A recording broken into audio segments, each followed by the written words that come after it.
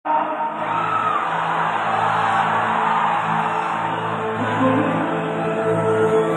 कलाकार के जीवन में और चाहिए भी क्या?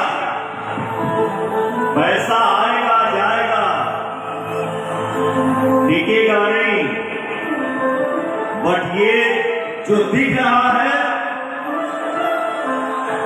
ये था, है और आजीवन रहेगा।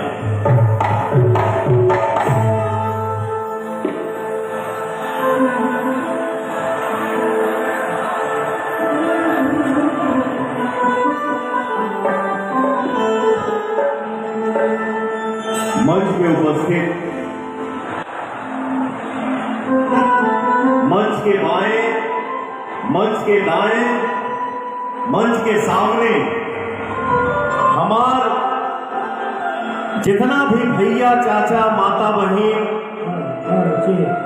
सिद्धार्थनगर महोत्सव में आप सब आई बानी जा अपने पवनवा के आशीर्वाद देने खातिर।